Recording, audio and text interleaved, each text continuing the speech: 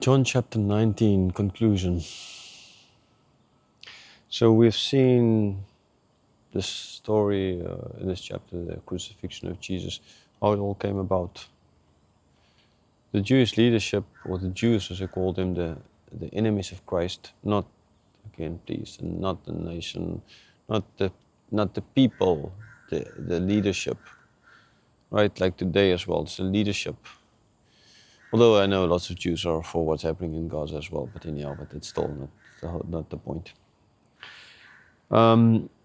They wanted Jesus crucified. Nothing less was what they were willing to. It didn't matter whatever Pilate tried to. He found out that Jesus is the Son of God, kind of claimed to be, so he was worried about that. He asked again Jesus. And the question of the authority, he tried it all. Nothing worked because the Jewish leadership, they had the knife in for Christ. They wanted to get rid of him, and they wanted to get rid of him in such a way. Crucifixion, that's just that. They got what they wanted, but they didn't get everything exactly as they wanted, because Pilate put up a sign above the cross concerning that Jesus of Nazareth, the King of the Jews, right? And he wrote it in 3 languages: Aramaic, Latin, and Greek. And they wanted that not to be written, but they were willing to offer up their Messiah, their king, even to the Romans, just so that they could keep their power. Okay, it's a lot of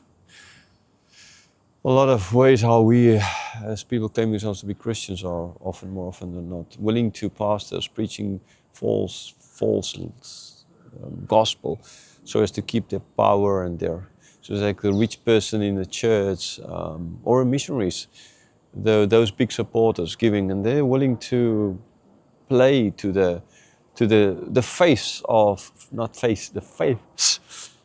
those people, those big supporters, because they're afraid to lose them. I mean, I have basically 2 people that gives by far the majority, well, basically 3, of money I get every month support. And I'm pretty sure some of the things I teach is not exactly what they believe, or how their maybe theology. But do you just speak out so that you won't step on the toes of those people, or do you stand up for the truth? They don't know everything. I don't know everything. By speaking out for the truth, we learn together. Okay? But by just rolling over, like these guys did, they were willing to sacrifice everything. They were willing to have Rome kill their king, their Messiah, just so that they can keep their power. So yes, missionaries out there who are not so successful as they claim to be, sending all those photos. You guys need to be honest and stop saying, be honest with people. It's not so successful. I'm suffering here, right? I'm suffering. Because by your dishonesty, your lies, you make it that as if everybody thinks it's easy to be a missionary, and they go into the mission field and then they face harsh reality and they burn out.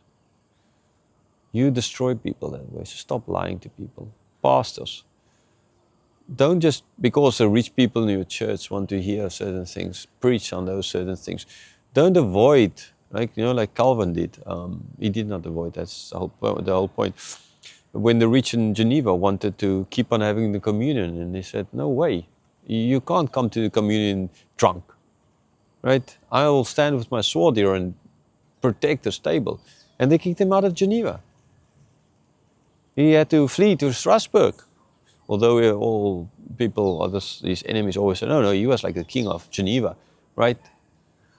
Yeah, right.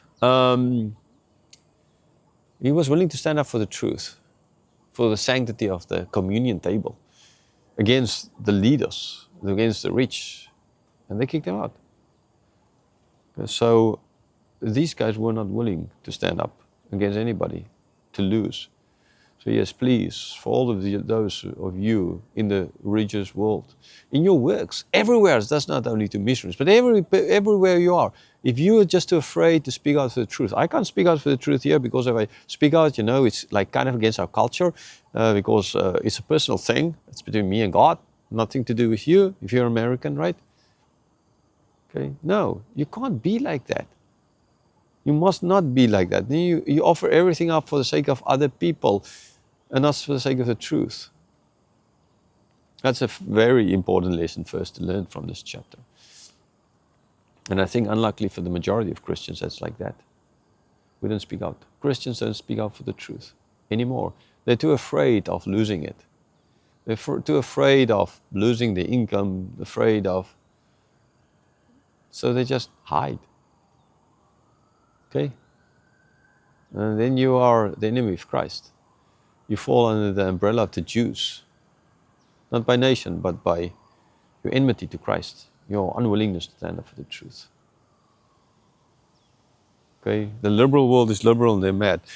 But, men, sometimes they do stand up more for the little animal being killed in the middle of nowhere than we as Christians are for all the babies being aborted. Or standing up for slaves. Modern day slaves were more than there's ever been in human history. Okay, so you laugh at those people when they have sometimes more guts for what they believe in than we have. Which is sad. Very, very sad. We can learn from them. Even from Greta Thunberg, we can learn from her. She's a joke, but at least she stands for something. She's willing to be ridiculed for her green faith. And you as Christian? Ask yourself that question.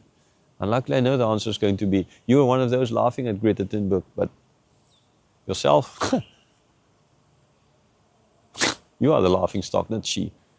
I don't agree with what she's doing, but she stands for something. She stands for something.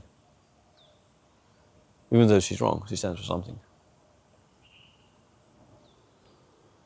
Unlike these guys. All they stood was for themselves. That's all. That's all. They're their own gods. Okay, that's the first important lesson we can learn from this.